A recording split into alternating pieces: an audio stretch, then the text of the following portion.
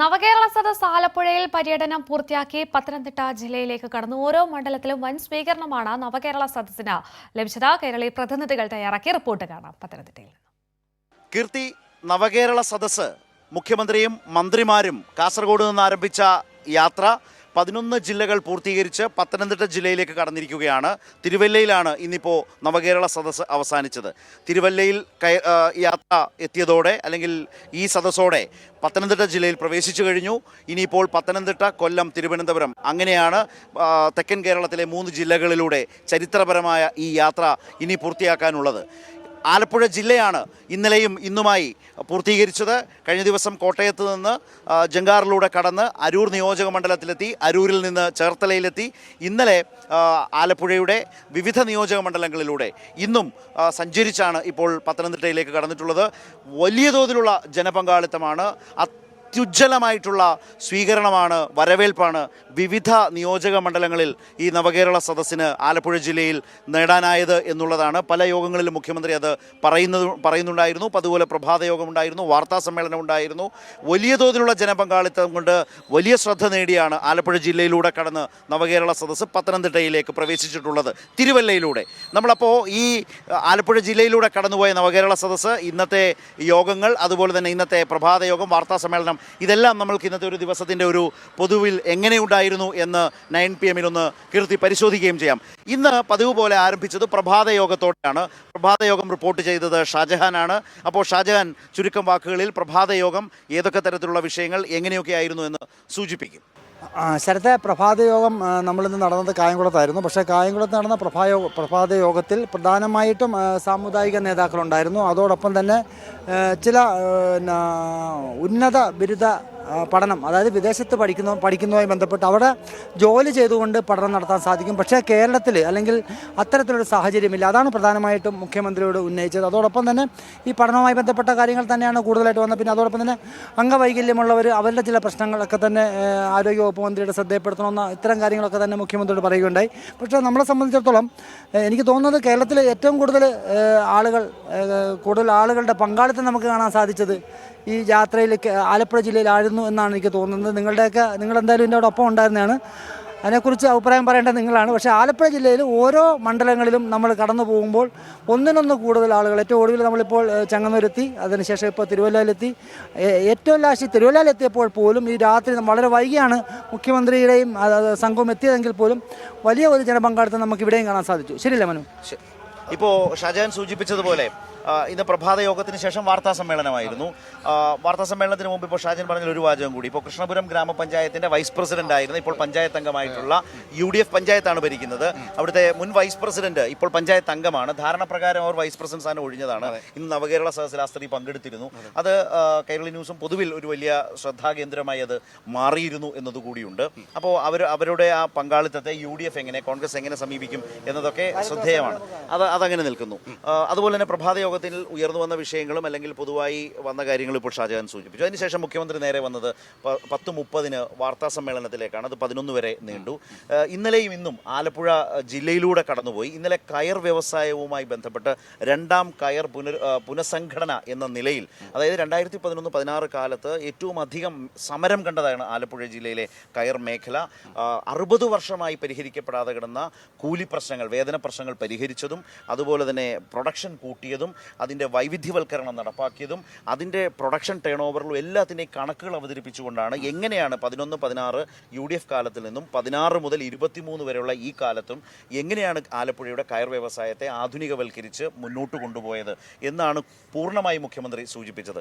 അതുപോലെ തന്നെ തോട്ടപ്പള്ളി സ്പിൽവേയിലെ വലിയ തോതിൽ മുറിക്കുന്നതുമായി ബന്ധപ്പെട്ട പ്രളയാനുഭവങ്ങളിൽ നിന്ന്, അതുപോലെ തന്നെ IIT-യുടെയും അതുപോലെ സ്വാമിനാഥൻ ഫൗണ്ടേഷൻ്റെയും ഒക്കെ നിർദ്ദേശാനുസരണം കുട്ടനാടിനെ നിലനിർത്തി മുന്നോട്ട് കൊണ്ടുപോകാൻ തോട്ടപ്പള്ളി പൊഴി വലിയ തോതിൽ മുറിച്ചാൽ മാത്രമേ ഈ കിഴക്കൻ വെള്ളം, മലവെള്ളം വരുന്നത് കുട്ടനാടിനെ പൂർണ്ണമായും വെള്ളത്തിൽ അമർത്താതെ തോട്ടപ്പള്ളി സ്പിൽവേ വഴി കടത്തി അറബിക്കടലിലേക്ക് വിടുന്നതിനുള്ള വലിയ തോതിൽ പൊഴി മുറിക്കേണ്ടതിൻ്റെ സാഹചര്യങ്ങളെക്കുറിച്ച് അദ്ദേഹം സൂചിപ്പിച്ചു. അപ്പോൾ ആ നിലയിൽ ശാസ്ത്രീയ നിർദ്ദേശങ്ങളുടെ അടിസ്ഥാനത്തിൽ ഓരോന്നും നടപ്പാക്കുന്നതിനെ കുറിച്ചൊക്കെ മുഖ്യമന്ത്രി പറഞ്ഞു. അതുപോലെ തന്നെ തീരമേഖലയെക്കുറിച്ചും പറഞ്ഞു. പക്ഷേ ഇന്നലെ നമ്മളടക്കം ചോദിച്ചപ്പോൾ മുഖ്യമന്ത്രി തീരമേഖലയ്ക്കുള്ള കമ്മിറ്റ്മെന്റിനെ കുറിച്ച് പറഞ്ഞു. പക്ഷേ ഇന്ന് വാർത്താ വാർത്താ സമ്മേളനത്തിൽ മുഖ്യമന്ത്രിയുടെ ഊന്നൽ തീരമേഖലയുമായി ബന്ധപ്പെട്ടായിരുന്നു.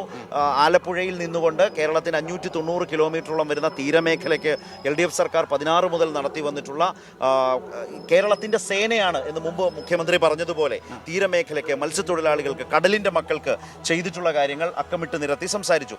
അതിൻ്റെ ഒരു രാഷ്ട്രീയം കൂടി കാണേണ്ടത് എനിക്ക് തോന്നുന്നു. ഏതാണ്ട് ഒരു 47ഓളം നിയോജക മണ്ഡലങ്ങൾ തീരമേഖലയുമായി ബന്ധപ്പെട്ട് കിടക്കുന്നു. ഒരു കാലത്ത് UDF നല്ല സ്വാധീനമുണ്ടായിരുന്ന തീരമേഖല ഇന്ന് പൂർണ്ണമായും അവരെ കൈവിട്ടിരിക്കുന്നു. ഏതാണ്ട് കേവലം 5ഓ 7ഓ നിയോജക മണ്ഡലങ്ങളിൽ മാത്രമായി അവരുടെ പ്രാതിനിധ്യം ഒതുങ്ങിയിട്ടുണ്ട്.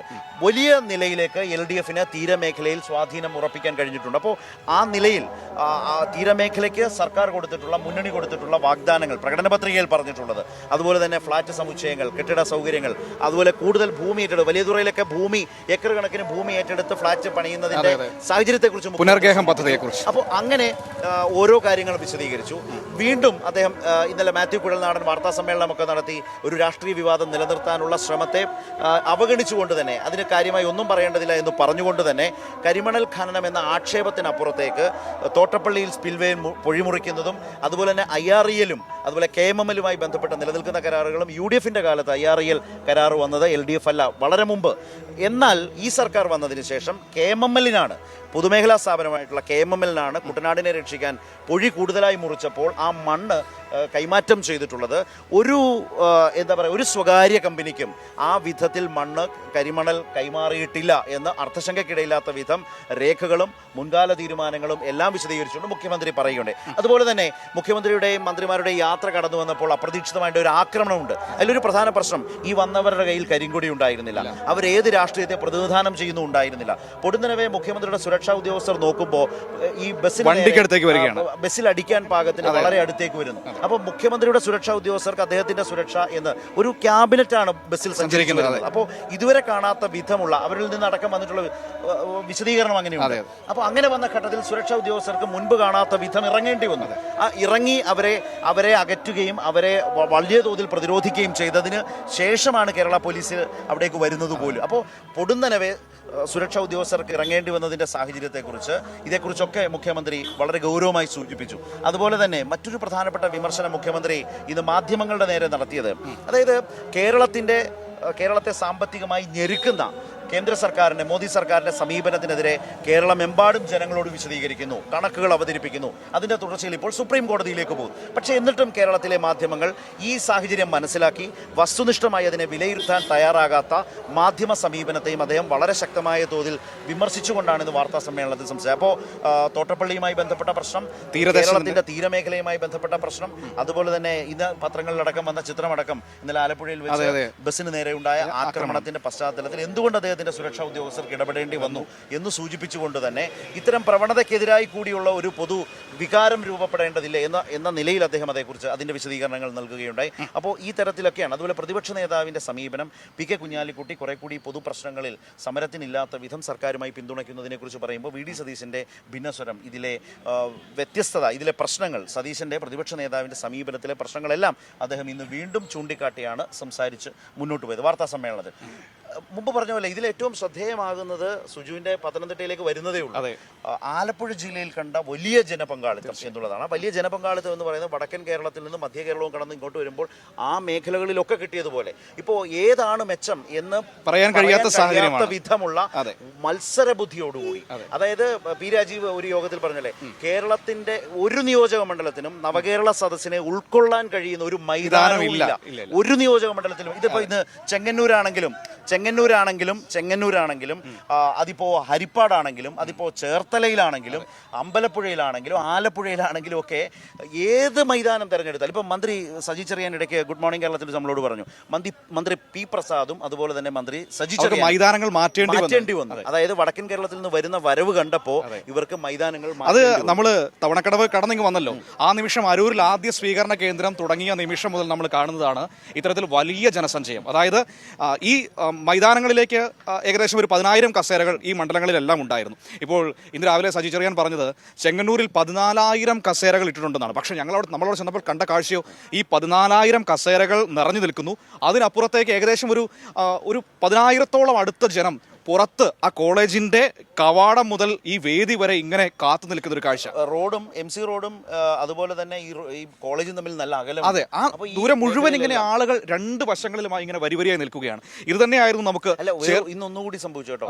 കൈരളി തത്സമയ സംപ്രേഷണത്തിനായി നമ്മുടെ DSNGയും നമ്മുടെ ട്രാവലറും ഇന്ന് കയറിയിട്ടില്ല ചെങ്ങന്നൂരിൽ എന്നുള്ളതാണ്. എന്നുവെച്ചാൽ ആള് കാരണം നമുക്ക് കയറാൻ പറ്റുന്നില്ല. അത്ര വലിയ അവസാനം ഇവര് ഈ സാധനങ്ങളൊക്കെ ആയിട്ട് സത്യം തലച്ചുവടിൽ കൊണ്ടുപോവുകയായിരുന്നു. അങ്ങനെ കൊണ്ടുപോകേണ്ടി വന്നു. അതാണ് ജനപങ്കാളിത്തം. പിന്നെ നമ്മൾ ചേർത്തലയിൽ കണ്ടത് സെന്റ് മൈക്കിൾസ് കോളേജിന്റെ വലിയ ഗ്രൗണ്ട്, ഏകദേശം ഒരു 10,000 കസേരകൾക്ക് മുകളിൽ അവിടെ ഇട്ടിട്ടുണ്ടായിരുന്നു. ആ കസേരകൾ നിറഞ്ഞ ആള്, അതുപോലെ തന്നെ ദേശീയപാതയുടെ ഓരങ്ങളിൽ ഇങ്ങനെ കാത്തു നിൽക്കുന്നു. എന്നെ സത്യം പറഞ്ഞാൽ ഇതിനൊക്കെ അപ്പുറത്തേക്ക് അത്ഭുതപ്പെടുത്തിയത് ഹരിപ്പാടാണ്. ഹരിപ്പാട് അസാധ്യം. രമേശ് ചെന്നിത്തലയുടെ മണ്ഡലം എന്ന രീതിയിൽ വലിയ രാഷ്ട്രീയ പ്രാധാന്യം അതിനുണ്ട്. അവിടെ എത്തിയപ്പോൾ കണ്ട ജനക്കൂട്ടം എന്ന് പറയുന്നത് അസാധ്യമായിരുന്നു എന്ന് തന്നെ പറയേണ്ടി വരും. കാരണം അത്രമാത്രം അവിടെ ആളുകൾ. ഹരിപ്പാടായിരുന്നു ഏറ്റവും കൂടുതൽ ജനം? അല്ല, അങ്ങനെ ചോദിച്ചാൽ അത് കുറച്ച് പ്രശ്നമാണ്. നമുക്ക് അതുകൊണ്ട് മണ്ഡലം വേർതിരിച്ചെടുക്കാൻ കഴിയാത്ത വലിയ തോതിലുള്ള ജനപങ്കാളിത്തമാണ്. അതൊരു സർക്കാർ പരിപാടി എന്ന നിലയിൽ ഇതെല്ലാം ഇടതുപക്ഷക്കാരാണ് എന്ന നിലയിലുള്ള പറയാൻ കഴിയില്ല, കാഴ്ചപ്പാടിലേക്ക് പോകാനേ കഴിയില്ല. അത് വളരെ കൃത്യമായി ഒരു സർക്കാർ പരിപാടി എന്ന നിലയിൽ അവിടെ ആവശ്യങ്ങൾ അറിയിക്കാൻ, നിവേദനങ്ങൾ നൽകാൻ തന്നെ ആയിരക്കണക്കിന് മനുഷ്യർ വരുന്നു. 8,000 9,000 ആളുകളാണ് നിവേദനം കൊടുക്കാൻ വേണ്ടി വരുന്നത്. അതിലും ഇരട്ടി ആളുകൾ ഇത് സർക്കാരിനെ കാണാനും കേൾക്കാനും വേണ്ടി എത്തുന്നു. അപ്പോൾ അങ്ങനെ വരുമ്പോഴാണ് ഓരോ മണ്ഡലവും 20,000 കവിഞ്ഞുള്ള ഒരു അവസ്ഥയിലേക്ക് പങ്കാളിത്തത്തിലേക്ക് പോകുന്നത്. ഇനിയിപ്പോ നമുക്ക് അങ്ങനെ ആണെങ്കിൽ തന്നെ ഇന്നത്തെ അടക്കം മണ്ഡലങ്ങൾ കേന്ദ്രീകരിച്ച് കൂടി കാണാം. ഇപ്പോൾ ഷാജഹാൻ ആയാലും ശ്യാം ആയാലും സുജു തിരുവല്ല വഴി അങ്ങോട്ട് വരുന്നത് അല്പം കൂടി വെയിറ്റ് ചെയ്യേണ്ടത്. അപ്പോൾ ഈ ആലപ്പുഴയിലെ നിയോജക മണ്ഡലങ്ങൾ നേരിട്ട് റിപ്പോർട്ട് ചെയ്ത മാധ്യമപ്രവർത്തകർ എന്ന നിലയിൽ നേരത്തെ ഷാജഹാൻ റൗണ്ട് സംസാരിച്ചല്ലോ. ശ്യാമിന്റെ അനുഭവത്തിൽ ശ്യാം ഇന്ന് ഏതൊക്കെ നിയോജക മണ്ഡലങ്ങളിലാണ് പോയത്, അവിടെ നേരിട്ട് കണ്ടത് എന്താണ്, അതിൽ നിന്ന് കൈരളിക്ക് പ്രേക്ഷകർക്ക് വേണ്ടിയിട്ട് റിപ്പോർട്ട് ചെയ്യുകയും ചെയ്തയാളാണ്. ആലപ്പുഴ ജില്ലയിലെ 3-ാം ദിനം പര്യടനം അവസാനിപ്പിക്കുമ്പോഴേക്കും വളരെയധികം ജനപങ്കാളിത്തത്തുണ്ടായിരുന്ന കായംകുളം മണ്ഡലത്തിലേക്കായിരുന്നു ആദ്യ മന്ത്രിതല സംഘത്തിൻ്റെ മുഖ്യമന്ത്രി അടങ്ങുന്ന മന്ത്രിതല സംഘം എത്തിയത്. മന്ത്രിതല സംഘം എത്തിയപ്പോഴേക്കും വളരെയധികം തിങ്ങി നിറഞ്ഞിരുന്ന ജനബാഹുല്യം കൊണ്ട് തിങ്ങി നിറഞ്ഞ വേദിയിലേക്ക് മുഖ്യമന്ത്രി അടക്കമുള്ള സംഘത്തെ വൻ കയ്യടിയോടുകൂടിയും തന്നെ മുദ്രാവാക്യം വിളികളോടും കൂടിയായിരുന്നു മന്ത്രിതല സംഘത്തെ അടക്കം കേരളത്തിൻ്റെ ക്യാബിനറ്റിന് ഒന്നാകെ കായംകുളം മണ്ഡലത്തിലേക്ക് വരവേൽക്കുകയും ചെയ്ത് ആ വേദിയിലേക്ക് ഹർഷാരവത്തോടു കൂടിയായിരുന്നു സ്വീകരിക്കുകയും ചെയ്തത്. ആ വേദിയെ സാക്ഷിയാക്കി തന്നെ മുഖ്യമന്ത്രി ആ പ്രസംഗത്തിൻ്റെ തുടക്കത്തിൽ പറഞ്ഞിരിക്കുന്നു, ഈ സ്നേഹത്തിന് ഞങ്ങൾ നന്ദി പറയുന്നു. ഒപ്പം തന്നെ അങ്ങനെ തന്നെ തുടങ്ങുകയും ചെയ്തു. അവസാനം പറഞ്ഞു വെക്കുമ്പോൾ പറഞ്ഞിരിക്കുന്നു, ജനം ഒരു മുന്നണിയുടെയും പോക്കറ്റിലല്ല. അതോടൊപ്പം തന്നെ പ്രതിപക്ഷത്തിൻ്റെ ബഹിഷ്കരണത്തിന് അക്കമിട്ടൊരു വാചകം വ്യക്തമാക്കുകയും ചെയ്തു.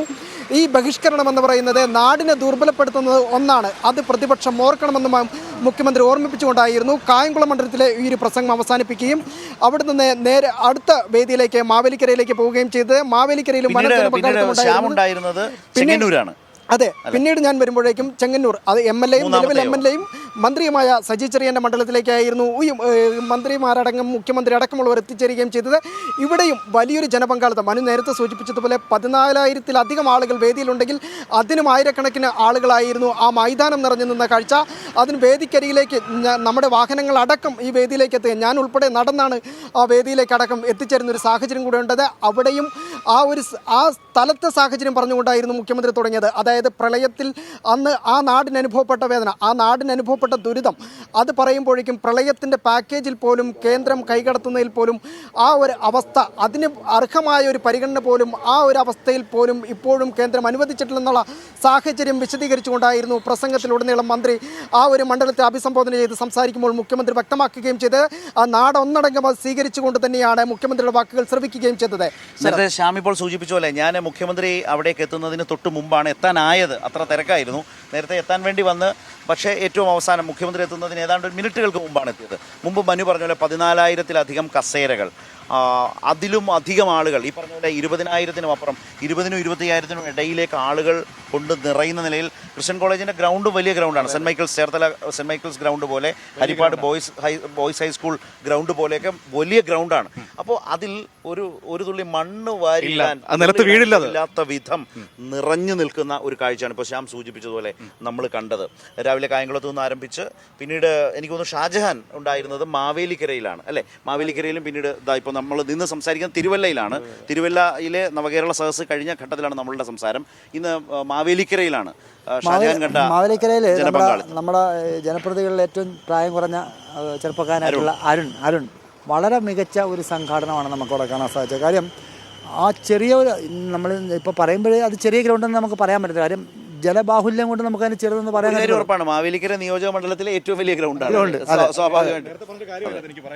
ഈ സദസ്സിനെ ഉൾക്കൊള്ളാൻ നിലവിൽ ഒരു മൈതാനത്തിനും കഴിയാത്തൊരു സാഹചര്യം അതുകൊണ്ട് തന്നെ അവിടെ കണ്ടൊരു കാഴ്ച, ആ ഗ്രൗണ്ട് നിറഞ്ഞ് പല തട്ടുകളിലായി. നമ്മുടെ ഇപ്പോൾ കൈരളി ന്യൂസിന്റെ ഓൺലൈൻ പ്ലാറ്റ്ഫോമുകളിലൊക്കെ പോയാൽ അത് കൃത്യമായി കാണാം. മാവേലിക്കരയിലെ ജനത്തെ റീലുകൾ ഒരുപാട് വന്നിട്ടുണ്ട്. അതുപോലെ തന്നെ റോഡിൽ ഇങ്ങനെ ആളുകൾ ഇങ്ങനെ അത് നമ്മളെ ഈ 4 മണിയോടുകൂടിയാണ് CM എത്തിയത്. പക്ഷേ 12:30 മണി മുതൽ ജനങ്ങൾ വന്ന് വെയിറ്റ് ചെയ്യാണ്. അതാണ് നമ്മൾ കാണേണ്ടത്. കാര്യം ഈ സ്ത്രീകളടക്കമുള്ളവർ, ഞാൻ ചോദിച്ചു 1-2 പേരോട് ചോദിച്ചു പറഞ്ഞ് ഊണ് കഴിച്ചാന്ന് ചോദിച്ചു പറഞ്ഞാൽ ഞങ്ങൾ ഭക്ഷണമൊക്കെ നേരത്തെ കഴിച്ചിട്ട് വന്നിരിക്കുകയാണെന്ന്. അപ്പോൾ ഒന്ന് ആലോചിച്ച് നോക്കി. അപ്പോൾ ഈ മുഖ്യമന്ത്രിയെ കാണാനും മുഖ്യമന്ത്രി പറയുന്നത് കേൾക്കാനും ജനങ്ങൾ നേരത്തെ വേദികളിലേക്ക് എത്തുകയാണ്.